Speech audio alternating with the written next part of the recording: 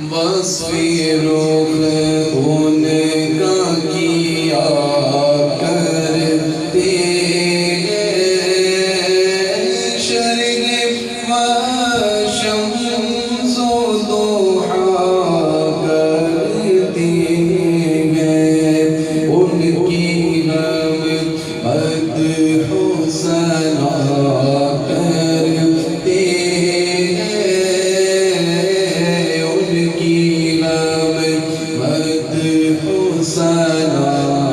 کرتے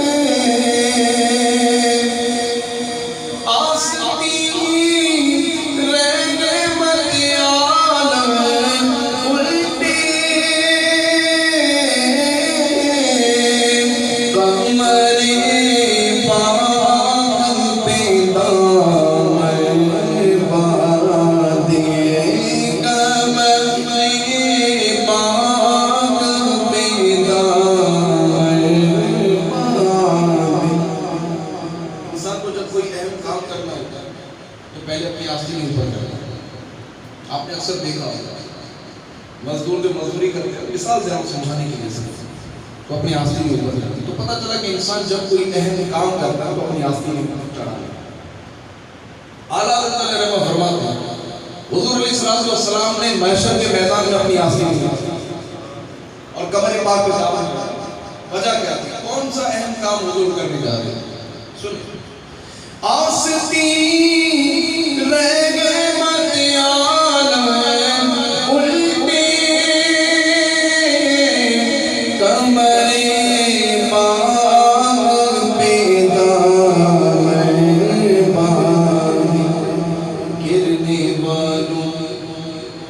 گرنے والوں کو چاہیے دوزخ سے صاف لگ کھینچ لیا کرتے ہیں۔ جو امتی جہنم میں گرنے والے ہوں گے حضور علیہ السلام نے پکڑ پکڑ کر جہنم سے باہر نکالا۔ گرنے والوں کو چاہیے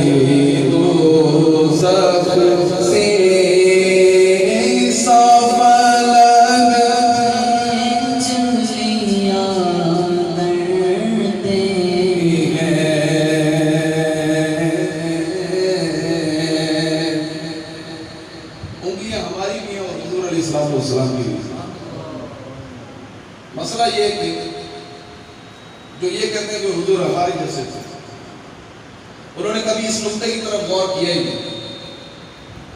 اعضاء ہمارے بھی اعضاء حضور کے بھی تھے لیکن ہمارے اعضاء میں اور حضور کے اعضاء میں فرق ہے۔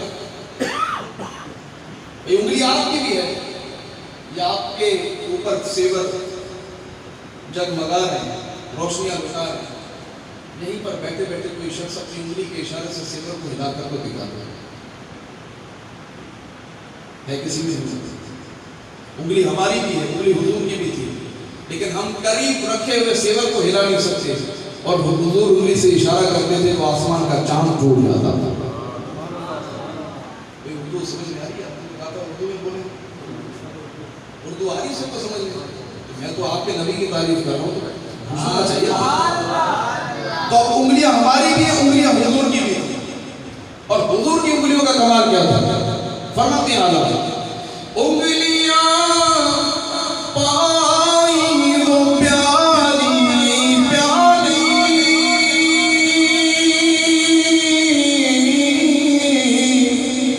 جن سے دریائے کرم میں جاری جن سے دریائے کرم میں جاری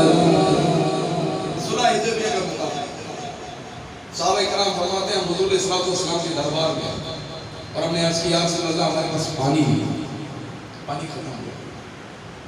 اب مجھے بتائیں پانی ختم ہو گیا تو حضور کے پاس کیوں آئے؟ جاتے کہیں کنواں تلاش کرتے، اسی علاقے کے کسی شخص سے پوچھ لیتے کہ آپ قریب میں کہیں پانی کا کنواں ہے، پانی مل سکتا ہے، حضور کے پاس کیوں آئے؟ کیونکہ صحابہ کا بھی عقیدہ تھا کہ اگر پانی بھی ختم ہو جائے تو حضور سے مانگیں گے، حضور وہ بھی دے دیں گے۔ ان کا عقیدہ تھا۔ حضور کے دربار میں حضور علیہ السلام نے ایک برتن کے اندر اپنی انگلیاں اپنا تسبیح اقدس، صحابہ کہتے ہیں حضور علیہ السلام کے ہاتھ مبارک سے انگلیوں سے پانی کے چشمے یوں پھوٹے، ہم 1500 صحابہ تھے، سب کے سب پانی پی کر سیر ہو گئے۔ اور کہا 1500 تھے، خدا کی قسم 1,00,000 ہوتے نا پانی سب کو کفایت کر جاتا۔ یہاں پر ایک نقطے کی طرف توجہ دلاؤں۔ ایک وقت وہ تھا کہ حضرت موسیٰ علیہ السلام سے قوم نے پانی طلب کیا، قوم حضرت موسیٰ علیہ السلام کے پاس آئی اور آ کر کہنے لگی کہ موسیٰ پانی ختم ہو گیا۔ حضرت موسیٰ علیہ السلام نے اللہ کی بارگاہ میں عرض کی، رب نے فرمایا موسیٰ لاٹھی اٹھاؤ، پتھر کے اوپر مارو، پتھر سے پانی کے 12 چشمے جاری ہو گئے۔ توجہ ہے سب کی توجہ ہے، جو ٹیک لگا کے بیٹھے ان کی توجہ ہے۔ تو فرمایا کہ لاٹھی اٹھاؤ، پتھر پر مارو، پانی کے 12 چشمے پھوٹیں گے اپنی قوم کو پانی۔ ایک وقت وہ تھا، اور پھر اس کے بعد ایک وقت وہ آیا کہ صلح حدیبیہ کا مقام، صحابہ حضور کے دربار اور آ کر عرض کرنے لگے کہ یا رسول اللہ پانی ختم ہو گیا۔ اللہ تبارک و تعالیٰ نے اپنے محبوب نبی کو یہ نہیں فرمایا کہ اے نبی لاٹھی اٹھاؤ، یہ نہیں فرمایا کہ کسی پتھر کے اوپر مارو، فرمایا اے حبیب برتن میں انگلیاں رکھ دیں، وہاں چشمے جاری ہوئے تھے یہاں سے دریا جاری کر دو۔ فرماتے ہیں اعلیٰ انگلیاں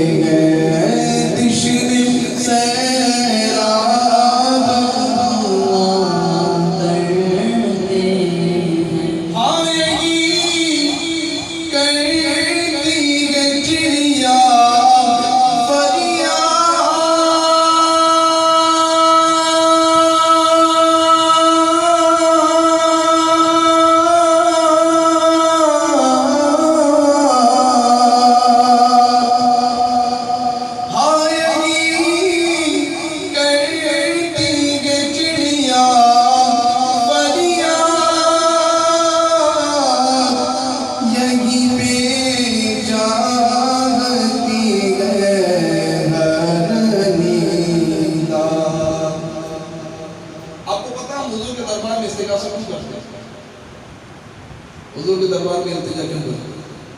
کیونکہ ہم تو انسان ہیں، ہم تو بولتے ہیں۔ حضور کے دربار میں تو وہ بھی آتے تھے کہ جو انسان نہ تھے اور بول بھی نہیں سکتے تھے۔ پرندے بھی حضور کے دربار میں آتے تھے اور اپنی بولی، ظاہر سی بات ہے جیسے ہماری زبان ایسے نہیں بول سکتے تھے، وہ اپنی بولی میں بولتے تھے، تو حضور تو ان پرندوں کی زبان بھی سمجھ جاتے تھے، تو ہماری زبان کیوں نہ سمجھے؟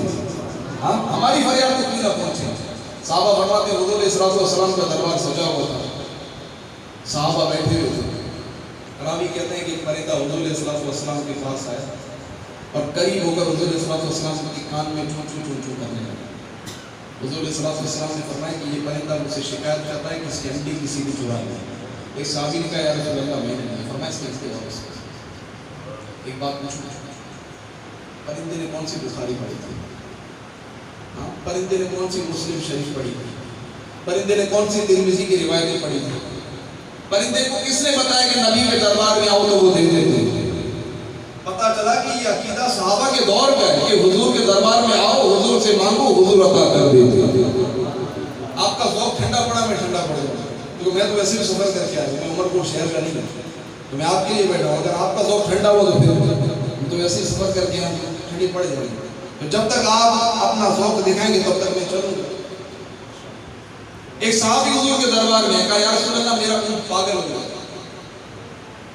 لوگوں کو کاٹتا ہے، مارتا ہے، میں کیا کروں؟ حضور نے فرمایا کہ مجھے لے چلو۔ کہا یا رسول اللہ پاگل اونٹ ہے، پاگل اونٹ ہے، کہیں آپ کو نقصان نہ پہنچا۔ حضور نے فرمایا مجھے لے چلو۔ حضور علیہ السلام اونٹ کے قریب ہوئی، اونٹ کی مہار پڑی اور اونٹ کو نیچے کر کے کہا کہ کیوں اپنے مالک کو تنگ کرتا ہے؟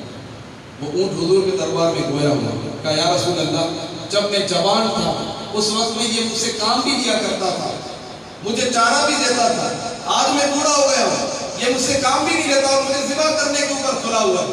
حضور علیہ السلام نے اس شخص کی طرف دیکھ کر فرمایا کہ یہ اونٹ مجھ سے تیری شکایت کر رہا ہے، یہ اونٹ مجھ سے تیری شکایت کر رہا ہے کہ تو اسے ذبح کرنے پر کھلا ہے اور چارہ نہیں دیتا، تو آج کے بعد اسے چارہ پورا دے۔ اس اونٹ کو کس نے بتایا تھا کہ یہ بھی وہ دربار ہے کہ جہاں فریاد سنی جاتی ہے؟ اور سنیں، ایک ہرنی حضور علیہ السلام ایک مقام سے گزرے تو وہ ہرنی حضور علیہ السلام کو بلانے لگی، یا رسول اللہ میری فریاد سنیں، یا رسول اللہ میری مدد کو پہنچے۔ حضور علیہ السلام اس ہرنی کے قریب ہوئی، حضور نے پوچھا کیا مسئلہ ہے؟ کہنے لگی یا رسول اللہ میرے بچے چھوٹے ہیں، انہیں دودھ پلانا ہے، ان کے دودھ پلانے کا وقت ہو گیا، یہ یہودی مجھے قید کیے ہوئے ہیں، آپ مجھے اتنی مہلت دلا دیں کہ میں اپنے بچوں کو دودھ پلا کر واپس آ جاؤں۔ حضور علیہ السلام اس یہودی کے پاس گئے اور اسے جا کر کہا کہ یہ ہرنی اس کو چھوڑ دو، اس کے بچوں کو دودھ پلانا ہے، یہ پلا کر واپس آ جائے۔ یہودی نے کہا کہ جانور چھوڑا ہوا بھی کبھی واپس آتا ہے؟ حضور نے فرمایا میں ضمانت دیتا ہوں، فرمایا کہ آپ ایک بے زبان جانور کی ضمانت، فرمایا میں ضمانت دیتا ہوں اگر یہ نہ آئے۔ اس یہودی نے آپ کے کہنے پر اس ہرنی کو چھوڑ دیا، وہ گئی جا کر اپنے بچوں کو دودھ پلائے، تھوڑی دیر گزری تھی خود بھی پھدکتی بھی آئی، بچے بھی پھدکتے بھی آئے۔ یہودی یہ دیکھ کر مسلمان ہو گیا، کلمہ پڑھ لیا کہ یہ تو وہ ہے کہ جانور بھی جن کی اتباع کرتے ہیں، جانور بھی جن کی باتیں مانتے ہیں۔ میرے امام فرماتے ہائے کرتی ہے چڑیا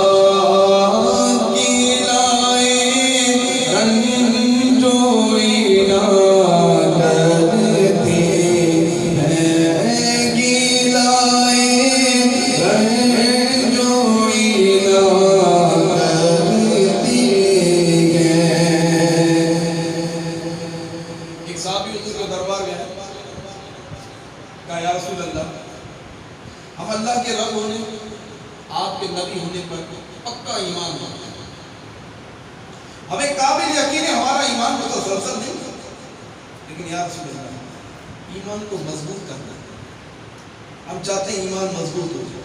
حضور نے فرمایا کیا چاہتے ہیں؟ کہا یا رسول اللہ وہ جو سامنے درخت ہے یہ چل کر آئے آپ کو آ کر سلام کرے، یہ چل کر آئے اور آپ کو سلام کرے، آپ فرماتے ہیں۔ حضور نے فرمایا پھر میں کیوں کہوں؟ جا تو کہہ دے مجھے اللہ کے نبی بلا رہے ہیں، یا جو بات اچھی لگے تو وہ صحابی گئے اور درخت کو جا کر کہا کہ چل تجھے اللہ کے نبی بلا رہا ہے۔ رابی کہتے ہیں کہ درخت اپنی جڑوں سمیت زمین سے باہر نکلا اور کبھی اس طرف مڑتا کبھی اس طرف مڑتا، مڑتے مڑتے مڑتے مڑتے حضور کے دربار میں آیا اور پڑھنے لگا الصلاۃ والسلام علیک یا رسول اللہ۔ صحابی نے دیکھا کہ یا رسول اللہ ایمان میرا تازہ ہو چکا، اب اس درخت کو اجازت دینا چاہتا۔ حضور نے درخت کو اجازت دی، درخت جا کر واپس اپنی جگہ پر۔ میرے امام فرماتے ہیں اپنے مولا کی ہے بس شان عظیم، جانور بھی درج کی تعظیم، اپنے مولا کی ہے بس شان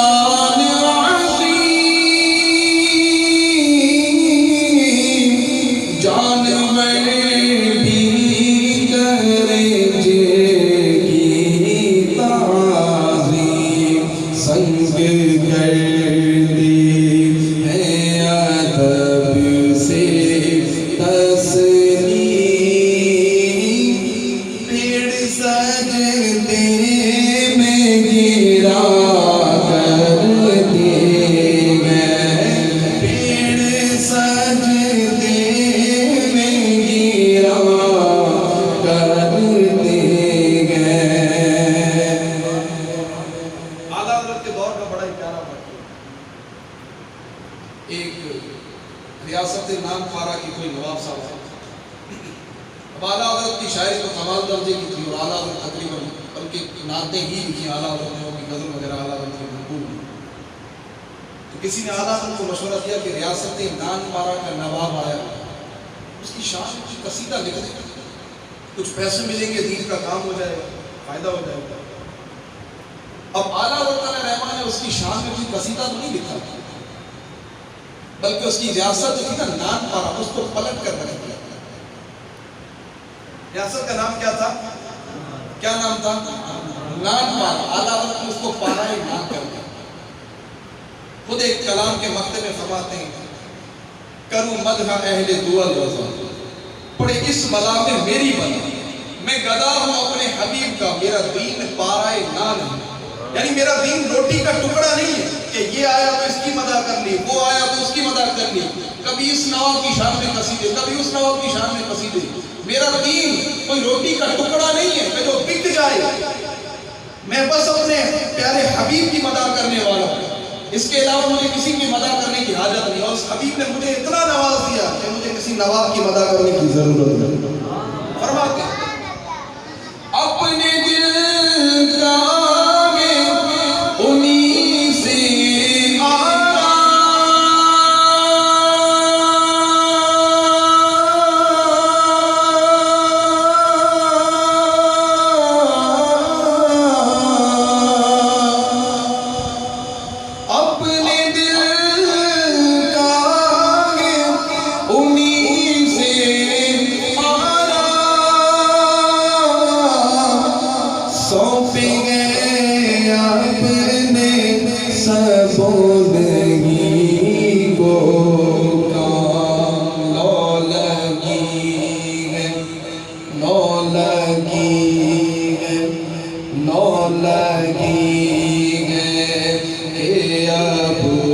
سر کے کو